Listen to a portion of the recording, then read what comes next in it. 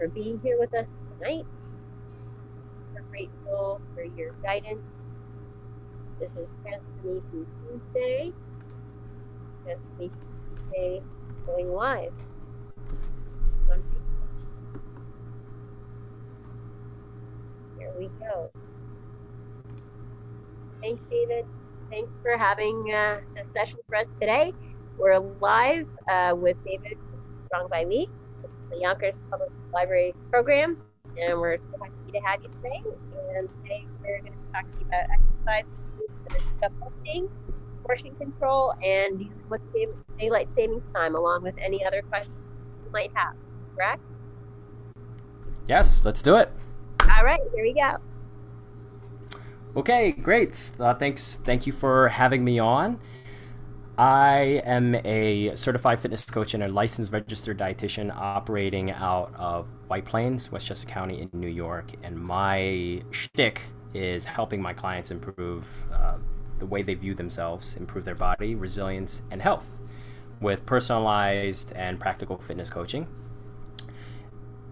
The real foundation on which I base my coaching and helping my clients feel better about themselves is through empowering, educating, and encouraging. Empowering in the sense of I act as an advisor for my clients to help them make the best decisions possible so that they're in the driver's seat of making healthy decisions or decisions that they think is best for them, instead of being in the passenger just taking instructions and orders like maybe how many people conventionally perceive personal trainers. So in that way, I'm a little bit less data-driven, numbers-driven, and more client-centered care.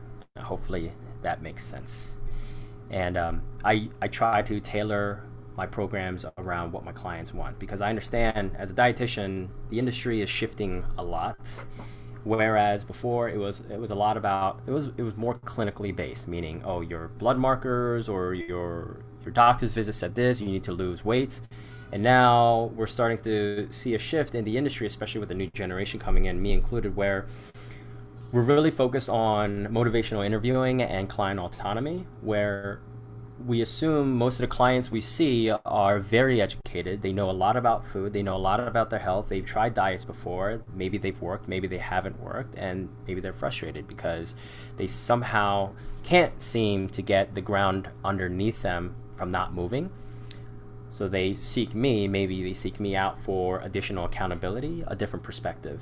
And I think so far the people I've worked with, they have expected me to just be a personal trainer to bark orders. But when I put the accountability back onto them, when I put the ball into their court, interestingly enough, they actually enjoy it. They enjoy getting options. So if somebody comes to me and they want to work out, instead of me saying, oh, well, you're going to do squats, I'll ask them, hey, would you like to do squats or would you like to do this? They achieve the same thing, but they're a little bit different. I want to put some more variety into your program.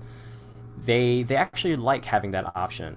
And I think it helps with accountability. I think it helps with motivation. And for sure, I think it helps with them seeing a better sense of fulfillment. So that's how I approach my coaching. And that's usually how I approach counseling. And I think in large part, that's how I try to approach discussions like this, where I know this is just kind of one way, but I try to make it as interactive as possible by asking rhetorical questions regarding the topics that we're going to be discussing. So if anyone has any questions, please shoot them up in the chat, and I will try to, especially if they're pertinent and they're timely, I will try to address them to the best ability possible. Is my volume okay, Z? Because I know last time my volume wasn't that great. Is it okay now? Yep, we can hear you.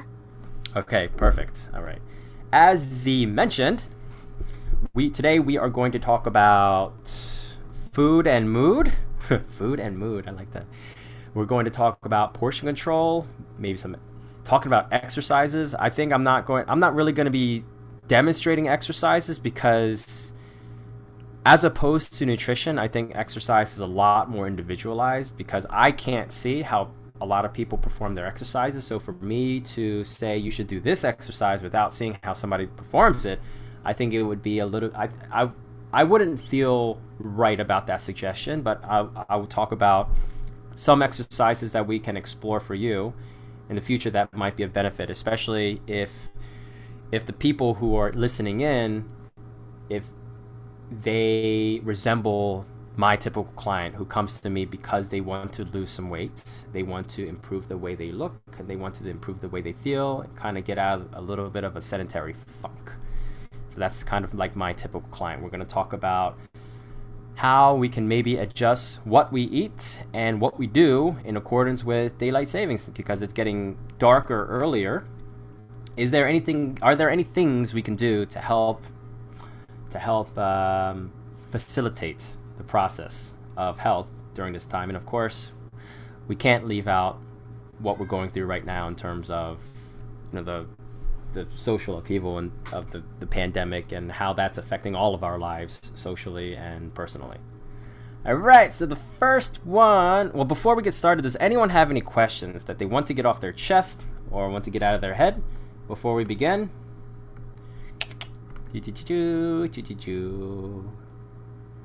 Guess not. I guess not. All right. The first thing we are going to talk about is food and mood. Food and mood. Many people believe that food has a big effect on their mood, and rightfully so, because food does have the potential to have an effect on the mood, whether it's a negative mood or a positive mood. I'm sure when people say, "Oh, I've had a big meal, I feel sleepy, I feel lethargic," or I had certain food and I feel like poop, or I feel so great after having a piece of chocolate. Depending on what we're eating, our moods will be affected. Now, I will say this. When it comes to mood disorders such as anxiety and depression, research it's notoriously inaccurate because it's really difficult to get a sense of what mood somebody is feeling. I mean, how many of us actually can objectively describe what we're feeling? Are we feeling stressed? Are we feeling depressed? Are we anxious? What does that even mean? Because somebody else, your friend, might be anxious, but their level of anxiety or the way they feel anxiety could be very different from you. So researchers have a notoriously monumental task of trying to categorize somebody's subjective feelings about their mood in an objective way, and then extrapolating nutrition data to fit those concepts in those categories. So it's really, really difficult, which is why there are so many different questionnaires and analytical models to measure this, which also means that we can't really make any fast and firm recommendations in terms of food and mood. But there are some things that researchers have looked at a little bit more than other foods. Probably the number one thing that people have looked, the two things that I think will pop right out if you just do a cursory search. If you go to scholar.google.com and you look up food and mood or nutrition and mood, you'll see carbohydrates, you'll see sugars, you'll see caffeine, like coffee. Coffee and caffeine is a known anxiety elevator for many people.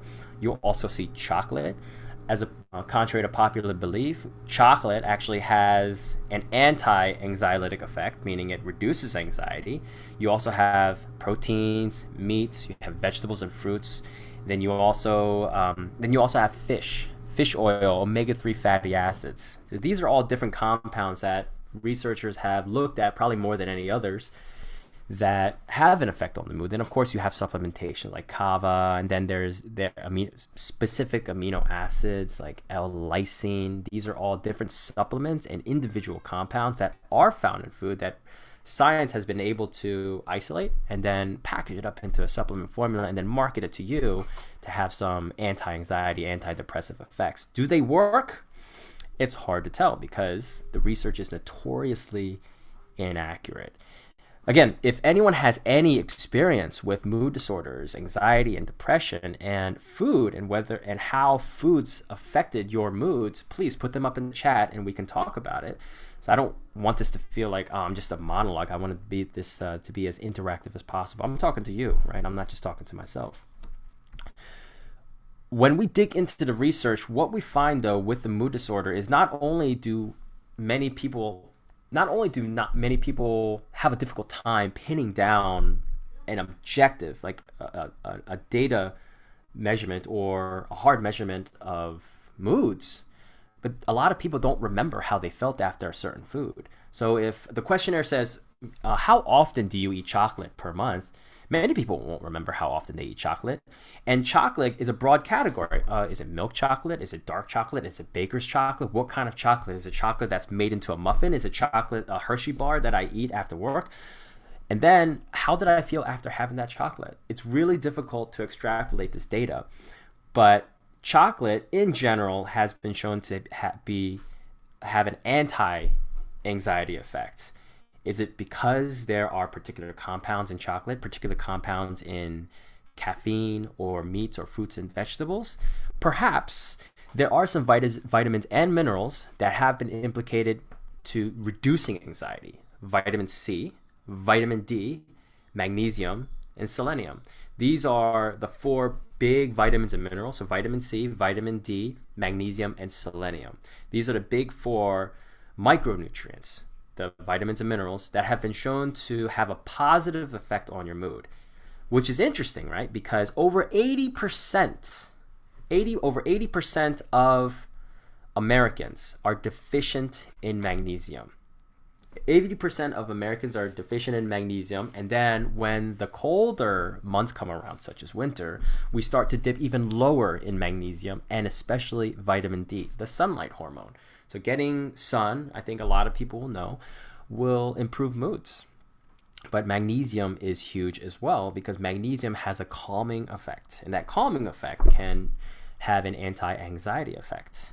When it comes to selenium seems to be beneficial because selenium is a big mineral. It's a mineral that is heavily involved in the antioxidant process of the body. So the body naturally creates antioxidants. You don't always have to get antioxidants from fruits and vegetables or vitamin C. If you take selenium and let's say you're not eating the best right now. Let's say you have some weight to lose, you're not active, and you're stressed out a lot. Your body is going to deplete selenium, and it's going to deplete those antioxidants. When you take selenium or you eat foods that are rich in selenium, one Brazil nut per day could meet your selenium needs for the day. So if you eat one Brazil nut per day, you can meet your selenium needs pretty much. But if you don't like Brazil nuts, you can also supplement with selenium. You'll find that your mood might improve if you're in a deficient state because it helps your body fight off inflammation. And inflammation can also contribute to anxiety because inflammation can affect your brain. It can affect your immune system. It can suppress your body's natural, immune boosting abilities. Vitamin C, same thing. Vitamin C is an antioxidant, a lot of people know, but the body can't naturally. Yep, one Brazil nut. I know, right? When I learned that a couple of years ago when in school, I was like, wow, just only one? That's crazy. Because I used to take those mixed nuts and I just used to pop Brazil nuts all the time. I was like, man, I could have just eaten one and saved myself a bunch of money. A bag of Brazil nuts would last you probably half a year. I know. I can eat Brazil nuts by the head. They're amazing. They're one of my favorites. Like Brazil nuts, macadamia nuts, pistachios, and cashews are my favorite nuts. Macadamia nuts, I think. Pistachios are particularly amazing for me. Vitamin C, the body cannot naturally create vitamin C. So we need to get them somewhere. Vitamin C it's not absolutely required for survival, but your life will be much better off if you're not deficient in vitamin C. So you can do powdered vitamin C, very cost effective. And so if you're not taking vitamin C right now and you're not eating a lot of fruits and vegetables, taking a vitamin C supplement, powdered vitamin C, if you can't do the pills, is a very efficient and safe way to get your vitamin C levels up. So those are 4. So we got selenium, we got vitamin C, we have magnesium, and we have vitamin D. Oh, you could also supplement with vitamin D depending on. It's really difficult for me to give a personalized recommendation for vitamin D since vitamin D is what's called a fat-soluble vitamin, which means that your body's fat tissue can hold on to vitamin D, which means that there is a toxicity level for vitamin D, meaning you don't want to take too much of vitamin D, otherwise you could experience some undesirable side effects. Nothing too crazy, but just undesirable, something that you want to avoid and you don't really need. There's also this thing called the healthy user effect. I don't know if anyone has ever heard of this before, but it is very ubiquitous in research. And this is something that a lot of researchers try to parse out when they do their research. The healthy user effect is essentially this. When you make a healthy decision, you are more likely to make another healthy decision following that. That's why it's really difficult to isolate how somebody feels after a particular meal or whatever, because a lot of these decisions, they don't happen in a vacuum. Maybe this particular decision was preceded by a good or a bad decision, and then the decision following that will be a good or a bad decision. The healthy user effect also dictates that most people who are recruited for a study to do an evaluation on their mood and nutrition will likely overestimate their ability to recall information. For example, if you're going to get paid to be recruited into a research study and they want to analyze your nutrition, if you're like the average American, you are going to overestimate your positive decisions, meaning you're going to overestimate the number of good decisions and healthy decisions that you make, when in actuality you might not be making as many of those decisions as you thought. And I think that's just human nature, right? But that's the healthy user bias, and that's a very prevalent bias that researchers try to parse out. And I mention that because it's almost impossible to make a recommendation without taking that into consideration. Because if you make a good decision, let's say after this talk you got really motivated and you're going to go out for a 20-minute walk, you feel good. Not because the walk itself might have been beneficial, but because you're motivated. You were motivated by me, or you were motivated by this discussion, or you were motivated by something you learned, and you want to go out there and do something good for yourself. But now all of a sudden you're not as depressed, or you're not as anxious. How long does that last? Who knows? But a good bet is to keep doing these actions so that you don't fall back into a depressive or anxious funk. That's why it's really difficult. But again, I'm going to repeat that. Vitamin C, magnesium, vitamin D, and selenium. And of course, many people know if you have a balanced diet, this sounds like such a bland recommendation, but it is. I feel like nutrition has come full circle, where many of us, our ancestors, we knew how to eat pretty well, even before the advent of the food industry, where technology and these innovations, where we were able to come up with preserving methods so that we can save perishable foods, even before they were created, we had an idea of what we needed to eat in order to be healthy, right? Before refrigeration, freezing, microwaving, preserving, smoking, all of these things, we had a good idea of what we needed to eat in order to be healthy. And now we're coming full circle because nutrition research has by and large confirmed what our ancestors knew intuitively.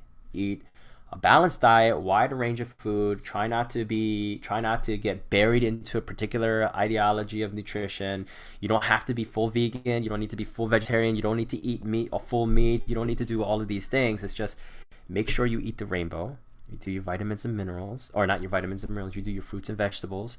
Fish is good. You have healthy carbohydrates like potatoes and rice and legumes and quinoa and oatmeal. Carbohydrates are not evil. Fat sources like butter and full-fat yogurt are not evil.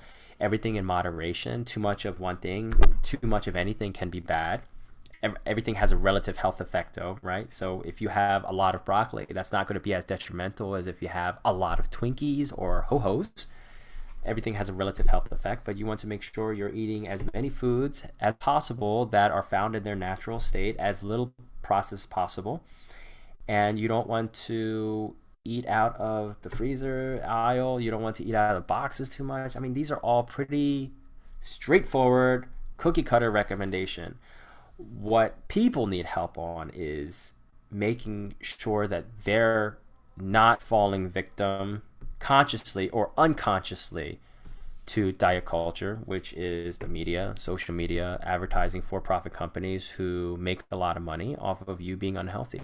And that is a real thing. It's called diet culture. I mean, there are a lot of little nuances that comes in terms of that, but suffice it to say, you are worth more money to companies, to society, if you are unhealthy from a monetary standpoint. From a productive standpoint, you are worth more if you're healthy, right? And I'm sure a lot of people knew that. And I'm not here trying to shame or guilt anyone. I think this is, if we look at the historical context, that's just how it is. So that concludes my mood and food portion. So vitamin C, vitamin D, magnesium, and selenium, eating a well-balanced diet, lots of different colors, foods found in the natural state as much as possible, making sure you're drinking enough water. You want to stay hydrated because your body is 70% water. Do we have any questions on this little particular segment, mood and food? Yes, and one Brazil nut. I forgot. One Brazil nut to get your selenium. I think that is really worth mentioning because it was a mind shocker for me when I first heard about it. And of course, remember. Oh, so go ahead, Z. Sorry. In the private chat, now that we're wearing masks more and we're at work or we're at school or we're in social settings and we have to wear the mask, it is so much easier to forget to drink our water. So yeah, if you've got any tips about reminding ourselves to drink more water, maybe setting an alarm on our phone, or I don't know. I think that's good. Setting an alarm on your phone. If you have a water bottle that has the number of ounces on it, it can give you an idea of how much you've drank and how much you need to drink. I think those are all good. Setting an alarm or trying, and you mentioned this before we went live, if we can somehow create a routine or a ritual where you know roughly around the times that you're going to drink water, that'll be good. If you can somehow create a trigger, meaning let's say you have meetings, after you can try to create a trigger in which after this meeting or after this particular event, I'm going to drink this amount of water. Just creating one small step, using a trigger, and then using that action step. I think that can help. Great, David. And we have another question about how much of each of the vitamins are recommended. When it comes to vitamin D, if you are deficient, most doctors will probably put you on anywhere between 5,000 to 10,000 IU, international units, per day for a couple of weeks, and they try to taper you off. But it really depends on your vitamin D levels. If you're not deficient on vitamin D, 2,000 international units per day should be enough. It should suffice. If you can't get outside, you can't get sun, or you don't want to take a supplement, they do have UV lights. It sounds weird. I don't know if anyone's ever heard of them. Have you ever heard of these, Z? UV lights? Yes, UV lamps? I've heard about mood lights and SAD, seasonal affective disorder lights. I've heard about a lot of lights, yes. Have you ever used them before? Yes, actually, my girlfriend got diagnosed with seasonal affective disorder, so I used it with her, being non-diagnosed with that, but I just wanted to try, and we both felt better. Gotcha. Yes, and somebody said they're on 5,000 a day vitamin D pill. The light didn't work for me like the sun lamp, and that was Wally. He put it in the chat for everybody. Now, Wally, the sun lamp, did that work for you? Were you deficient in vitamin D? Did it help you? It's damn texting. Excuse me. I was trying to say that all the other lamps didn't work except for the sun lamp. Yes. That's what I was trying to say. Gotcha. Did you feel the lamp improved your mood or anything like that? The thing was that I didn't know that the person in the other room was using a sun lamp the first time, and it still was able to radiate through the wall. And I didn't know what was happening because I was in the other room having a very stressful dilemma, and somehow it was just working, through there. So it definitely worked. But when you sit in front of it, oh man, those sun rays, it felt like you were on the beach for real. It definitely turned my mood around. Not to discredit you or anything, would you consider yourself somebody who you have a strong belief system, meaning that if you want to believe something will work, you do? Or do you just try to take things as objectively as possible and try not to attach any strong beliefs towards anything?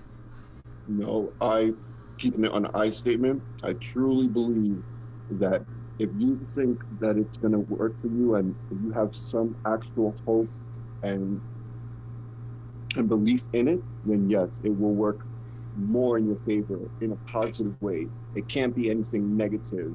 You can't see anything in a negative side effect for even trying it, because not to make it about me, but I did a lot of chemo and stuff for cancer, and the days when I first got diagnosed, yeah, I didn't want to get out of bed. I didn't want to do nothing. They just told me I just wanted to sit there and die. But after a while, starting to think and having music therapy and Reiki and thinking of positive things and really little by little reiterating that to myself, that's what really helped more than the medicine that was prescribed, because I believed in it, because I positively was like, you know what, I'm not going to die. And it actually helped. I totally agree. I think you touched on something that could be, I think that could be generalized to a lot of people, right? I know we're talking about food and mood, but I did mention the healthy user effect, where people, when they make a particular decision, they believe they're doing good for themselves, and they're going to be more likely to make better decisions in the future. So, like you, Wally, if somebody believes that eating well is going to improve their mood, then it's going to have a stacking effect, right? When you have positive beliefs, at the very least, you're probably going to be less stressed and less anxious. You know, there's that saying, fake it till you make it. I mean, of course, there's a certain amount that you want to fake. You don't want to fake your whole life, right? You don't want to fake your whole life, but you want to pick and choose what you fake. So if you fake being positive about your nutrition, you're going to, and there's a lot of research showing that positivity and smiling and things like that, even if it doesn't lift positive hormones, the beneficial hormones, it won't increase the levels of negative and stress-inducing hormones. That's a plus, right? Especially if somebody's already stressed out. And then if you eat well, you're giving your body a fighting chance. So you're stacking two beneficial effects. You got a placebo effect, which is very real. It's been shown in research to be very valid. Not in every case, but especially in cancer research, like you, Wally, you're an N1 that's been successful. It works. And then eating well obviously works too. So thank you for sharing your experience, bud. We have another question in the chat about a doctor giving 1,000 IU per day of vitamin D, and the question is it okay to take more during the winter? It could be okay to take more during the winter if you're on the low normal side, because there's a range of normal. If you're on the low normal, you could take a little bit more, and you won't. 1,000 IU isn't going to put anyone over the edge unless they're. I mean, I've known people. I've never recommended it, but I've known people who took 50,000 IUs per day, and for the very short term because they were extremely deficient. But 1,000 IU isn't going. If you go up to 2,000 IU, I don't think it's going to make a difference either way. To tell you the truth, hopefully that answered your question. But it really depends on where you are in terms of that spectrum. All right. Well, if this person decides to get back to me, because it's showing up as iPhone on my chat, if this person decides to get back to me with a follow-up question, maybe we can address it later. But let's move forward. Yeah, thank you for the questions. I hope that little section was beneficial for you. Next one we're going to talk about portion control. Hopefully I'm not boring people. Hopefully I'm engaging and entertaining enough. We have a follow-up. Does normal blood work show vitamin D, sorry. Yes. So normal vitamin D levels should think if you're around 50, I think the number is 50. I don't know off the top of my head. Then that should be okay. Like anywhere between around 50. It's nanomoles per liter. Then it should be okay. If you're under 50, if you're like around 20, then that's pretty low. Or if you're around 20 to 30, that's pretty low. And then obviously above 50 means that you're really high. You don't really need any more vitamin D. So if you know your numbers, then you can kind of cross-check on those. So you want to be around 50. Gotcha. Thanks. Yep. Okay, so hopefully I'm entertaining enough. Do you think I'm okay, Z? Am I entertaining, engaging enough? Am I boring people? You think people are falling asleep? No, we got thumbs up from people here. Sweet. All right, thank you. and people will ask questions in the chat as we go along. And Yep. we were talking about the holidays before we started, and the idea is that even though we're in a pandemic, we are still going to be celebrating the holidays in some way, shape, or form. And a lot of the holidays do involve food. So we were talking about everything is so tempting, everything is so delicious, and we wanted to talk about portion control in relation to the holidays. About what during the holidays, because we want to, comfort food. It's awesome comfort food, but how do we give in to the craving without tipping the scales?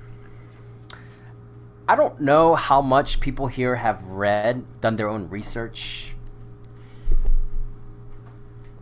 I don't know if people would be surprised if I said I wouldn't really restrict yourself during the holidays, even during a pandemic. One of the reasons I say that is because research, when it comes to food, research isn't too firm. The research is unequivocal about what foods actually increase anxiety and stress. A lot of times when it comes to food, it's the way people view themselves and the way they view food that has more of an impact on depression and anxiety and stress than the actual food. When it comes to holidays, I mean, pre-pandemic, I don't know how involved people are with their families. And I have 2 young kids, they're 3 and 2, and I have a wife and I've got 2 dogs. My parents are still around. They live in a different state. We don't really celebrate the holidays together with extended family, but we celebrate the holidays in the immediate household.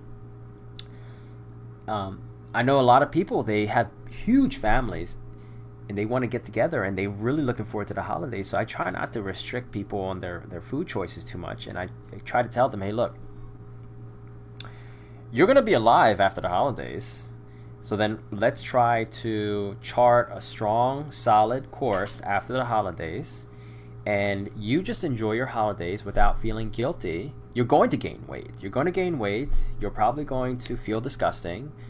And depending on who you are, I know not everyone will feel that way. It really depends on how involved somebody is with the diet culture, how involved they are with their own image, and how much they compare themselves with other people, and a lot of those different factors. But you're going to probably feel disgusting. You're probably going to gain weight. You're probably going to feel sluggish and lethargic. You're not going to want to work out, and it might take you a few days, a couple of weeks to get back on track, but it's going to happen. It's going to happen as long as you get, like you mentioned this earlier, as long as you give yourself a little bit of grace and enjoy the holidays, because the holidays only come around a couple times a year, right? So the goal is to every single year to just improve what you do on the time outside of the holidays, so that when the holidays do come around, you're not backtracking nearly as much every time, and then eventually you won't backtrack at all. That from an emotional and mental standpoint, that's what I try to do. Like you said, Z, I'm talking a lot about what you talked about earlier, managing your expectations. If people expect to lose weight going into the holidays, I think they're generally going to be disappointed. I don't know many people who lose weight going through the holidays unless they don't celebrate the holidays. And the same way that I don't really expect many people to lose weight when they go on vacation. I've had people lose weight on vacations, but it's not normal. I've had people lose weight on holidays. It's not normal. I think those are the exceptions and not the rule. So I think if you give yourself a little bit of grace and understand that, the holidays are there to enjoy time for yourself, whether it's with family or in solitude, just trying to take a break from everything, because you almost, depending on where you are, you almost have no choice but to take a break. Businesses are shut down, and then, especially in this case, you got the pandemic, and then try to get back on track afterwards. In the chat, we had a comment, probably anything we could make ourselves in our kitchens for the holidays would be better for us than the things that we would get out of packages or plastic bags, including using fresh butter and nuts, like you were mentioning earlier, so baking and without preservatives and without all those additives. I think that's great, Mary. That's a great suggestion. If people can somehow, if people have the gumption to cook, I think that's a fantastic option. It could be even simple. I think it really depends, and that's something that I talk to my clients about. Like, what's your What's your cooking acumen like? Do you know how to cook? Do you know how to turn on the oven? Do you know how to turn on the grill? Do you know how to pan fry something? Do you know how to marinate something? Do you know how to make a sauce? Do you know how to braise? Do you know how to anything of that nature? And a lot of times, I recommend my clients to get either an Instant Pot or an air fryer, especially if they're either short on time or they're short on cooking knowledge. And then, so I think those are good ways to add a little bit more versatility to your kitchen without increasing intellectual demand. But fresh butter, nuts are good. If you can avoid like the heavily processed stuff, that's good. And even some foods that come in plastic bags and boxes, and cans, they're single ingredient stuff too. Like, for example, pumpkin. I don't know how much people like pumpkin. Sweet potatoes, canned sweet potatoes, canned pumpkins, not the pumpkin filling and not the candied yams, not that stuff. I know those things are really delicious, but you can get pumpkins and sweet potatoes that are just pumpkin and sweet potatoes in the can. You can get frozen vegetables. Frozen vegetables have, in some analysis, been shown to have more nutrient value than fresh vegetables, depending on where they're coming from, right? Because if you have broccoli coming up from Mexico, then you can assume that the travel time would take away some of the nutrients, since the broccoli is kind of sitting in a truck for a while. So we got that. And Mary did ask a question to me, and I think I'm going to address it in a little bit. Yes, and the enjoyment of the creative process is good for us too. Absolutely, absolutely. So for me, I am not a terribly creative person. I know the basics of cooking. But if you ask me, hey, can you make this? Can you make this without looking at a recipe? I'm like, even if you point a gun to my head, I probably won't do it. I probably couldn't do it. Not won't do it, but I probably couldn't do it. I rely on recipes a lot. I know that's crazy for a dietitian to say, because most dietitians I went through school with, they are whizzes in the kitchen. It actually put me to shame. I felt really bad. But no matter how hard I try, I'm just not creative. I try, and I often find when I follow a recipe, it comes out better than if I was to go off my own. If somebody wants a cookbook recommendation, the top recommendation that I think off the top of my head, especially if somebody's trying to live a healthier lifestyle, if they don't know anything, I like Skinny Taste by Gina Homolka. She has 4 or 5 cookbooks out now. Her original, the Skinny Taste cookbook. She has a blog too. If you look up Skinny Taste, she has a very robust blog where all the recipes that are found in her cookbooks are on her blog. I think she lays out all the recipes, either gluten-free, low-fat, things like that. She cooks, she does vegetarian, she does vegan, she does fish, she does everything. She does air fryer, she does Instant Pot, slow cooker, pressure cooker. It's really good. And a lot of those recipes are very simple. You don't have to go scouring to the corners of the earth to find the ingredients. Just check out Skinny Taste if you need a little bit of inspiration, or if you don't have the intellectual ability or creative ability in the kitchen. Gina, J-I-N-A. Yeah, I'm gonna put it right in the chat. G-I-N-A, Homolka. Gina Homolka. That's how you spell her name. 99.9% sure. Oh, look at that, Z. I'm selling the library right now. Yes, we do have some of her cookbooks at YPL, and we're a 38 library system, so we're happy to put things on interlibrary loan for you as well. So if anybody has a library card, you can put them on hold and check them out. Woohoo! Nice. Look at that, man. If I have a positive effect on just one person in this discussion, man, you made my day. I can go to sleep soundly. All right, so the next one we're gonna talk a little bit more about portion control. This is a common thing that I learned throughout my schooling in dietetics, and as I mentioned earlier, a lot of dietitians are clinically trained, meaning that we're trained to look at clinical patients who come to us. Either they have an eating disorder, they have heart disease or heart failure, kidney disease, diabetes, hypertension. We're trained to look at those markers. So a lot of dietitians are not trained to look at, well, how do we help a regular person lose weight? Maybe they don't have any aberrant blood markers, but they have 25 extra pounds and they want to lose weight because they want to feel better about themselves. What do we do? What kind of recommendation can we give to these types of people? And one of the most common things is looking at the size of the plates. I don't know how many people. I don't know how many people use really, really big plates. But if you're, I grew up in Maryland, and and I was always encouraged to clean my plate. I was part of the clean plate club. Whatever was on my plate, I have to clean. I have to clean it out. I have to eat all of it, because I was made to feel that if I don't eat it, there's a starving kid somewhere in Africa who would kill to have the food. So I was always made to feel guilty not to waste a crumb. In that regards, then, the size of your plate can have a profound impact on how much you eat, right? If you have a smaller plate, you're probably not going to fill your plate up nearly as much as if you had a bigger plate. I mean, of course, we can stack it vertically, but how practical is that, right? It could be practical depending on how creative you can be. But for the most part, I think a sound recommendation is, if you want to control your portions without trying to think about controlling your portions as much, try to go for smaller plates. Hopefully that can help. Yes. Oh, okay. Liz was saying we got a nice little chat going on. Okay. So we have different questions, and we're gonna run through them at the end. All right. Next one is, this is not for everybody. I don't know how many people of you have or ever heard of a kitchen scale. And if you're not a data-driven person, if you don't like looking at numbers, then a kitchen scale might not be for you. But I have not found a better tool in terms of teaching somebody how to eat, giving them autonomy and empowering them to make better decisions than a kitchen scale. You can get a kitchen scale from Amazon. There's a kitchen scale called Ozeri, Ozeri, and I'm not an affiliate. I don't get any money if you purchase any of these products that I'm suggesting. These are the products that I have used personally, and I've suggested to my other clients. I think it's like $15.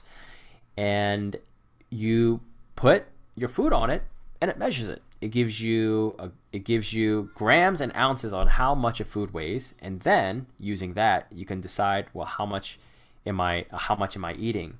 And if you want to take it the step further, you can then go on to nutrition websites, nutrition fact websites that give you how many calories, proteins, fats, and carbohydrates are in that particular measurement of food.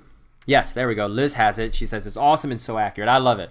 I even weigh things that are not food. For example, I just got these toys for my kids where it's an egg, and you put the egg in the water and it hatches. So then it inflates with water, and then every single day I weigh this dinosaur that comes out of the egg to see how much water it's lost. Okay, this stupid side story, but it's great. Ozeri is great. And the reason I bring it up is when one particular story, I once had a client who, she would always eat peanut butter, and she would take it by the tablespoon. And the tablespoon, if you look at the nutrition label of the peanut butter jar, a serving is 2 tablespoons, right? 2 tablespoons. But I don't know if you've looked at how much somebody will scoop in a tablespoon, right? Because a flat tablespoon is very different than a rounded tablespoon, right? So what the kitchen scale can do for you is, instead of giving you the measurement in terms of tablespoon, so we don't have to worry on how deep your scoop is, you can put it on the kitchen scale and see that a serving size for peanut butter is 2 tablespoons or 30 grams. 30 grams of peanut butter will give you this amount of calories, this amount of fat, carbohydrates, and protein. So you don't have to worry about, well, am I doing a flat tablespoon or am I doing a rounded tablespoon? That could save you hundreds of calories per day, probably won't have any effect on your hunger, and it'll help you lose weight. And that's why I think it's one of the best tools for accountability and autonomy that I can find. But again, it's not for everybody. I think you want to try it, and if you're the type of person that you like to stay away from numbers, you need to work your way up to it, I think. Okay, so nutrition label. I was considering pulling up a nutrition label. What do you think, Z? Do you think I should screen share a nutrition label to kind of walk somebody? That would be kind of helpful to people so they can figure it out. Okay, let me pull up a nutrition label. A Yes, typical because nutrition label. control is very important because the amount of calories is per serving size. And we did this in an activity at the library when we actually could be together. It was so much fun when we could be together. And we looked at those backs of the bags of things around the can, and it was so misleading. And how to read one and really make sense of it is an art form these days sometimes, and it's a real skill. Okay, So let me try to pull this up. yeah, in the chat, we're having a nutrition label. That's a great idea for sodium and sugar content. People are talking about, going on certain diets and certain plans, but then instead of losing weight, gaining weight. So, like, I feel like reading the labels on things is a really important skill to develop and hone so that we can be more accountable and we can make better food choices when we're choosing which food to eat or one over the other. Perfect. Okay, let's do that. Let me see if I can pull this up into a picture, into a big thing. That was Okay. great. And I know that there are more questions in the chat, but we will discuss those questions later because we want to keep the flow going. But we're not ignoring the questions in the chat. We're just gonna put them for a little later. Gotcha. Oh, and Wally, that's actually a different client. Just goes to show you that a lot of people love nut butters. that was somebody different. Okay, let's go ahead. Oh, hey, Marianne. I guess you joined a little bit later. Yes. Okay. Popping in and out. Oh, okay. So it says that you've disabled participant screen sharing.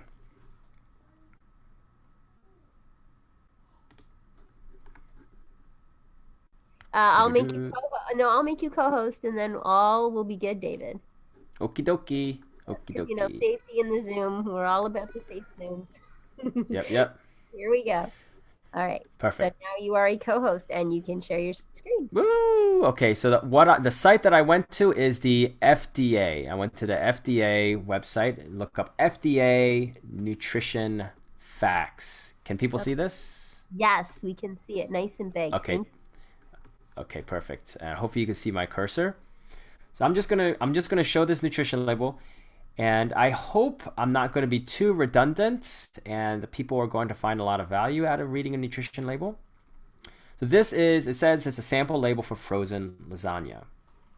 And the frozen lasagna, whenever you look at a nutrition label, it only gives you the nutrition facts for one serving. But in this case, there are 4 servings in this box. So 4 servings in this box, and the numbers here are only for one serving. So if you want to figure out how much nutrition is in a box, you would have to multiply all these numbers by 4. So the whole box doesn't contain 280 calories. The whole box contains 1120. 280 times 4. I think that's it, 1120. And then the serving size here, it gives you in terms of volumetric measurement, like 1 cup. And this is where I think the kitchen scale can be extremely useful, because 1 cup is really hard to determine, especially if it's frozen lasagna. Because is the frozen lasagna defrosted? Is it still frozen? Because if it's frozen, it's going to, and you use a cup, it's actually going to take up more volume since it doesn't conform to the shape of the inside of the cup. So that's why I think it's beneficial to take the kitchen scale and measure and weigh out 227 grams.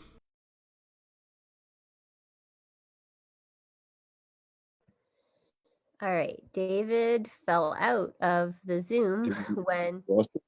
Yeah, we lost him for a bit, but he's going to rejoin. I'm going to send him a text. This is the wonders of modern technology, right? He'll come back to us. So yeah, who knew about, oh, here he is. I'm going to admit him. Who knew about the portion reading the labels? Because the whole thing, if you wanted to have the whole lasagna, it would be way more than it would. Sorry about that. Oh my gosh, sorry about that. On the scale, he doesn't know he made us buy one on the low key. Oh really? Can you hear me? Can you hear me? Oh yes. Yeah, we can hear you. And I'm going to spotlight. Here we go. Okay, you're back. Sorry about that. Oh my gosh, I guess my computer wants to restart on me right now. I was like, no, don't restart on me. Okay. Back. All right. Good, perfect. I hope I've been making sense so far. Do you think I've been making sense so far, Z? Yes, and we got Okay. lots of people in the chat saying the same thing. Okay, perfect. Do the nutrition facts take into account males and females' age and weight? It takes into account what a diet would be. This is in the so the percentages are in relation to a 2,000 calorie diet. Now, a typical male, so according to the FDA, and you can't always trust what some of these institutions are saying, the Food and Drug Administration, because they're just going by surveys, right? There's no way that they can personalize each recommendation.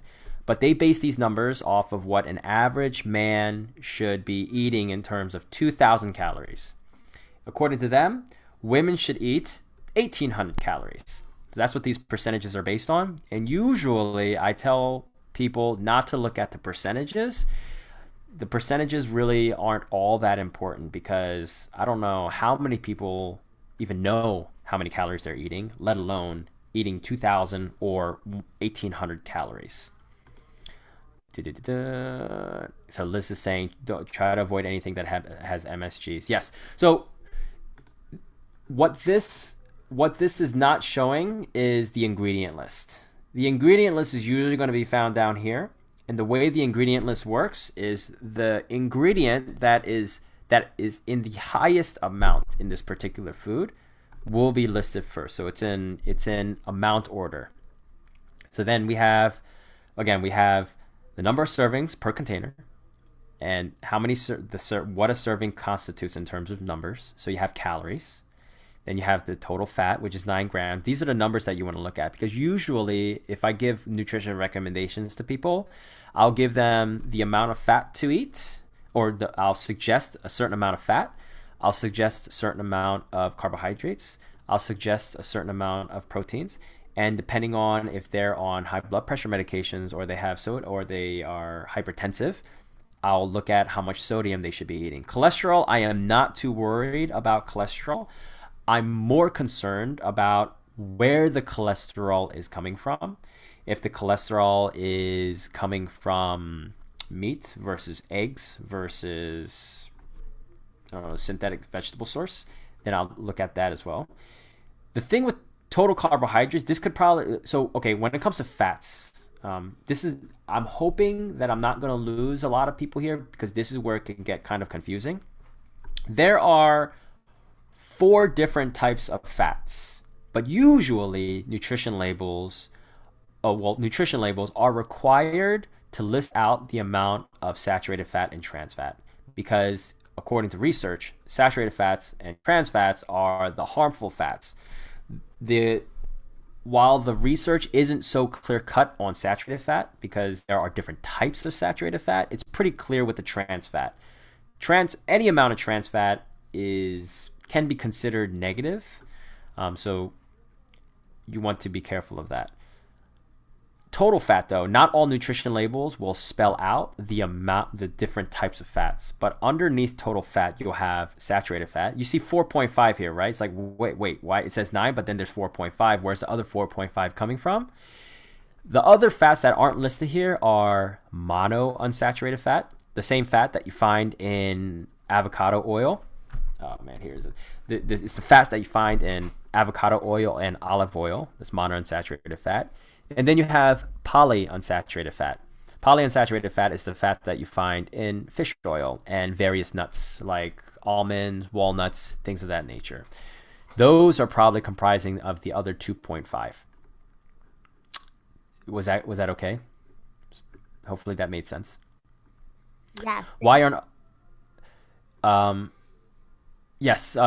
fats aren't listed because they're not required to be listed. So a lot of times what you see on the nutrition label, some companies will just list the minimum amount that's required by federal law, and you'll find a lot of natural food companies will list the other fats because they take a lot more pride in transparency. Not every nutrition label will do this. Yeah, the fats are very confusing. I think really at the end of the day, you want to look at, I think if you look at, over time you learn what the actual food is, and then if you look at the fat, you can probably come to a good conclusion as to if that food is healthy or not, even regardless of how much saturated, polyunsaturated, monounsaturated fats are there. For example, olive oil, 1 tablespoon of olive oil will have 14 grams of fat. And almost none of it is saturated fat, because over 90% of it is the monounsaturated fat. That you won't even need to know if that's going to be healthy or not, because for the most part, you know it's going to be healthy. But there are some other foods, like for example, the frozen lasagna. This fat, it's not that the fat itself is dangerous, it's the combination of everything else that could be potentially harmful. If we go down the list, we have the total fat. And then we also have the level of sodium. For somebody who has high blood pressure, this could be problematic because there's over a third of your recommended daily allowance of sodium in 1 serving. So if you eat the whole thing, you're 100% over your sodium requirements. And of course, the sodium requirements for somebody who's hypertensive is I think it's about like it's either 1,800 milligrams or 2,400 milligrams, depending on what your doctor has you on, and depending on how severe your hypertension is. Total carbohydrates, 34 grams, which can be considered a lot. It's not that much. And then, of course, you have protein, which is 15 grams. Carbohydrates is actually a little bit more. Carbohydrates, I would say, is more confusing than fats. And hopefully I'm not going to lose anyone here. If I didn't lose anyone on fats, hopefully I'm not going to lose anyone on carbohydrates. So again, you have this number. It says 34, but then you have dietary fiber, which is 4. And sugars, which is 6. So if you add these two up, it says 10. It's 10 grams. So where does the other 24 grams come from? So there are different types of carbohydrates. The main types of carbohydrates are starch. Starch is what you find in pasta. Since this is lasagna, you're going to find pasta. They're not required to list out the amount of starches in a nutrition label. So you can imagine, you could probably imagine that the other 24 grams is coming from the starch found in pasta. So you have starch, then you have fiber, and then you have sugars. Those are the 3 main types of carbohydrates that are going to make up this total carbohydrate number. Dietary fiber is what you're going to find in oatmeal, in vegetables. So the dietary fiber here is probably from the tomatoes. And if it has spinach or other vegetables, it's probably from there, but it's probably from the tomatoes or mushrooms or whatever type of lasagna is found in this thing. And then the sugars are also probably from the tomatoes, because since tomato is considered a fruit, it's going to contain sugar. But it has no 0 added sugar. Now, this is something that is new. It's been around for less than a decade. So a lot of nutrition labels are adding how much added sugar is in the particular food. And in this case, 0 added sugar, which is pretty good. Like, they're not adding table sugar or processed sugars or anything like that. And then, of course, protein is self-explanatory. It doesn't really need to be broken down. The protein is probably coming from either meats or the cheese that's found in the lasagna. And then down here, so nutrition labels are only really required to list 4 vitamins and minerals. Usually it's vitamin D, it's calcium, and it's iron, and most of the time it's vitamin A. Sometimes they put in potassium, but potassium is not necessary to put down. But vitamin D, calcium, and iron, and vitamin A are usually the big 4 that most nutrition labels will put in. But this one decided not to put in vitamin A and put it in potassium. That's our nutrition label. Was that okay? Thumbs up. Okay, that was okay. What do you think, Z? Was that all right? I'm getting some feedback. Yep. Wally, you answered the question about that Wally asked, so that was good.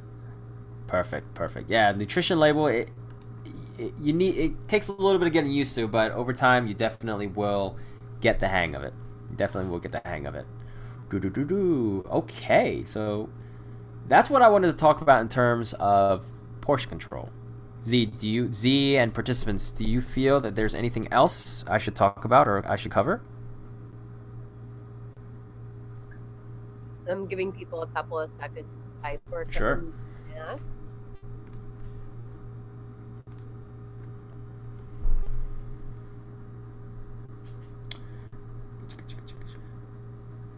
Oh, seems like it's good for now. Perfect. Okay, good. I think the last topic we're going to talk about is, are there any things we can do for daylight savings time, right? When it gets darker? Mhm. I don't think there is really any particular outstanding thing that we can do to combat daylight savings time that we wouldn't do if it wasn't daylight savings time. Man, that's such an unsatisfactory answer, isn't it? Well, some people try to get up a little earlier, Yeah. take advantage of the natural light, but it's hard.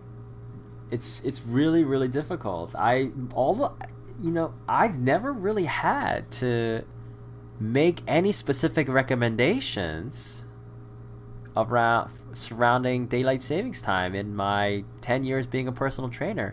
I don't know if it's because the recommendations, they don't really need to be changed, or I'm just ignorant to any recommendations. I mean, this Well, is it's an area. moving forward and the falling back. So yeah. Yeah, I'm just like, I don't know, like I don't know, like I felt like it was one of those things. Healthy lifestyle recommendations during, say, like savings time. I felt like it was one of those things that, I don't know. It was, if it's not broke, don't fix it, because people, I think if they were consistent with the healthy lifestyle, they would see results regardless of if it's 1 hour later or earlier. That's just me. I don't want to be. I'm not trying to sound arrogant or anything like that. I think that was just my mindset around it. But for sure, I want to mention exercise. And how many of you are actually on a formal exercise routine? I know Wally and I talked. Wally mentioned it last time. But how many of you are, even before the pandemic, were going to the gym regularly? Maybe you were doing something a little bit more than walking or going on the treadmill. Let's say you were lifting weights or doing various body weight exercises. How many of you were actually, okay, cool, Sumi was, so Muno says only walking. So for many people, and this is what Z and I talked about, yeah, not regularly. Exercise is hard.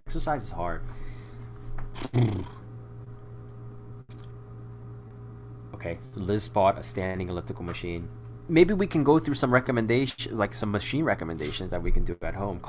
If it's not so cost prohibitive. It's really motivated to exercise at night, and it also depends on what time you're going to work. I know some people who go to work when it's dark and they come home when it's dark, so it's like nothing has really changed. Like, motivation stinks on either end. When it comes to exercise, is tough. It's so hard to get motivated, and I think even if you do the best possible. Sorry, my dog is up here. I'm sorry, I'm gonna cool him down. Even if you do the best possible thing, which is creating a routine and a ritual and setting up your environment to be conducive to living a healthy lifestyle, meaning you have no junk food in the house, the gym is inside your building, so you can just go there, you have all your clothes ready to go, and all your friends are fitness freaks and geeks, and you have your whole plan, you got your whole month laid out. I'm going to work out on this day, yada yada yada. I'm going to wake up at this time. You could be as type A OCD as possible, and you're still going to be struggling with motivation and willpower. I think exercise is just one of those things where unless it's needed, we're going to avoid it like the plague. Yes, having a workout buddy is extremely beneficial, and I mean that in a sense, I'm a workout buddy for a lot of people. I think that helps, and I think it also helps that people pay me to be their workout buddy, as crude as that sounds. I think the money is definitely incentive. I think having a workout buddy is very good. I think you have to be very careful about picking a workout buddy, because each person needs to pull their own weight, right? Brisk walking is probably the best thing. And this is probably a very counterintuitive suggestion. If you brisk walk when it's cold, research shows that when you exercise while cold, you will burn more calories. Has anyone heard that? Z, have you heard of that? Yes, I actually Yes. And there's also recent. This is gonna be crazy for me to recommend this to people. This is something that I do, and again, like don't. I'm a personal trainer, so being a masochist comes with the job description. When it's winter, I go for walks outside with just shorts. I have a sweater on, but just shorts. And I also, as soon as I wake up in the morning, I take a cold shower, as cold as I can get. Yes, Mary said you activate a certain type of fat. It's called brown fat. Your body has different types of fats. You have white fats. It's white adipose tissue, WAT. And that is generally the inactive type of fat. That's the fatty fat that you get that's really not too productive. It's good for insulation. It keeps you warm. If you have too much of it, it can be a burden. You also have a thing called the brown adipose tissue, brown fat, and that does not accumulate to any significant degree where it shows up on your body as and turns into curves, right? It doesn't accumulate to any significant degree where you can tell on your body, because a lot of times it's found around your muscle and within your muscle. It burns calories, and the best way to activate it, visceral fat is white adipose tissue that's around your organs, like around your kidneys, your stomach, your heart, your lungs. That's visceral fat. So visceral usually means this area, the organ area, and that's usually the worst type of fat to have. You're welcome. Brown adipose tissue is activated to the biggest degree through cold exposure. It's called cryothermogenesis. And essentially, when you expose yourself to cold, your body has to work harder to increase body temperature, which burns more calories. It's kind of like if you have your stove top on, what would take longer to heat up? What do you think would add more onto your utility bill? Heating up cold water or heating up hot water? I mean, that's pretty self-explanatory. The body works the same way. If you expose your body to cold water, most people will. It's really difficult to tell because research can't determine exactly how much, because everyone has different levels of brown adipose tissue in their body, but most people will burn more calories when they expose themselves to cold on a regular basis. Yes, so Sumi said something really interesting. This is why some spas have hot tubs next to ice cold pools. Jump in and out of both. That method is called contrasting. You jump out of cold, you jump out of hot, and you switch on and off. This is a recommendation that I give to my clients after working out. If you can tolerate it, take contrast showers. Hot shower, cold shower. As cold as you can tolerate and as hot as you can tolerate at a ratio of 3-1. Meaning, for every 20 seconds of cold that you do 60 seconds of hot. What that helps you do, it's not as effective at burning calories or activating your brown adipose tissue as straight cold. If you did your whole shower with cold, you will activate the maximum amount of brown adipose tissue. But it's really good for opening up your pores and improving your circulation. Now, one word of caution: if you are hypertensive, avoid contrast showers until you get your blood pressure under control, because what contrast shower tends to do is it constricts your blood vessels, and then it vasoconstricts and then vasodilates. So your blood pressure, your blood vessels and veins go like this: close, open, close, open, close, open, because of the change in temperature, and that can throw your blood pressure readings off whack. So you just have to be careful with that. But it's fantastic if you have normal blood pressure. It's fantastic for recovery. My clients, after a strenuous workout session, have always noted that they're far less sore, imperceptibly sore, after a contrast shower. So this can be good for jump-starting your morning. It could be good for doing something, and it could be a good way for you to start graduating into cold exposure. And if you want to learn more about cold exposure, I don't know if you have this book. It just came out. This is called The Wim Hof Method.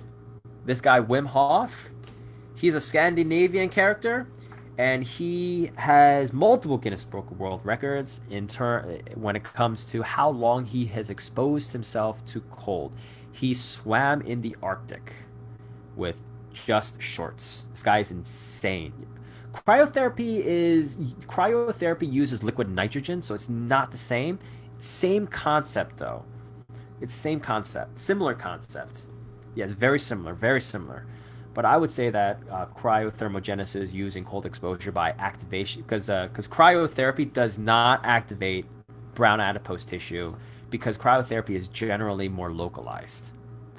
But if you can get a hold of this book, The Wim Hof Method, it teaches you a lot about cold exposure. I've been to a seminar years ago. The guy is crazy. Um, but cold exposure, taking ice baths, has been around for centuries, right? Because I mean, we didn't have heated water forever, right? Like back in the day, we had to heat up water using fire, so taking cold showers was the norm. Things we take for granted nowadays, I guess, right? I looked it up, and the Westchester Library System has the Wim Hof Method, Activate Your Full Human Potential, and also the other book that he wrote, The Way of the Iceman, How the Wim Hof Method Creates Radiant Long-Term Health Using the Science and Secrets of Breath Control, Cold Training, and Commitment. Yep. This guy's fantastic. He's got a strong accent, but if you can get a hold of his, if you go on his YouTube, and you could get almost all the information that he has in the book on his YouTube. If you just look up Wim Hof on YouTube, he has all sorts of lectures, and you could see some of his workshops. It's not the same as seeing it in person, but his book has a lot of his ideas just organized, so it's easier to follow. He gives a bit more rationale in his books, but if you just want to learn about how how his breathing technique works in conjunction with the cold exposure, you could just look him up on YouTube, and I think you can get a satisfactory amount of information. Do do do do do do. Man, I sing too much with my kids. Here I am humming. All right. Well, that's mood uplifting, right? We were talking about mood uplifting things today, food and mood. Yeah, exactly. Sing in the shower or something. Hum, even if you're a terrible singer like I am. If you're driving, sing like no. All right. We're gonna move into just a recap. Maybe not a recap, but just some action steps because we talked about a lot of stuff today, and I really hope that each and every one of you will walk away with one new piece of information you learned and that you'll be able to implement and hopefully make progress towards the type of life that you want for yourself. Again, I'm not going to say towards a healthier lifestyle or whatever. I mean, because that's a given, right? Like everyone has different goals. We're all on different parts of this journey. But action steps, and this list was compiled just before I gave this talk with a short discussion that I had with Z. Number one, try to find a routine or ritual. And this is, I know I've harped on this every single talk so far. It's like if you can somehow get out a journal. I'm a big fan of a hard journal, like where I can write things down. If you can somehow get on paper or more concretely what your day is going to look like and try to plan your day as best as you can, I think that'll give you I think that'll give you a good shot. One thing that I've noticed with my clients who have higher levels of anxiety than the average person is that they have no idea where their day is going. They don't plan their day. They're not good at planning their day. They don't review their day. They don't preview their day. They just go with the flow. And while I think that can be really good, if I think if you can get to the point where you are on a routine and you're going with the flow because you know what your day looks like, I think that could be very beneficial. A retired Navy SEAL commander, his name is Jocko Willink, he came up with the term discipline equals freedom. Discipline meaning giving yourself enough structure where you can plan for contingencies and emergencies. Do do do do. What is the vast remedy for health? Brisk walking. Oh, okay. For when it comes to walking, I always recommend, if possible, to brisk walk. Brisk walk meaning walk as fast as you possibly can within your abilities. One thing that you have to be careful of are shin splints. Because people who are not used to brisk walking, they might experience shin splints. But I think as you get used to it, then the shin splints will go away. And if the shin splints get bad, then you can tone down on the walking a little bit. The reason I like brisk walking is because it's not it's not irrefutable evidence that it exists, but there's this thing called a fat burning zone where your heart works in percentages, right? So you have different zones that your heart rate has, and based on what percentage your heart rate is in, determines how much fat you burn. For example, the maximum intensity is if your heart rate, if you're, let's say you're working out really hard and your heart rate is 90% or above of its maximum, then that is maximum or very high intensity. And the way you determine your maximum heart rate is you take 220, and subtract your age into that. So if you're 50 years old, you'll take 220 minus 50. That means 170 BPM, beats per minute. That is your estimated maximum heart rate. If you are working out at 153 beats per minute to 170 beats per minute, you are working out at maximum intensity. And that is something that you could not maintain or should not maintain for any more than, let's say, a minute, right?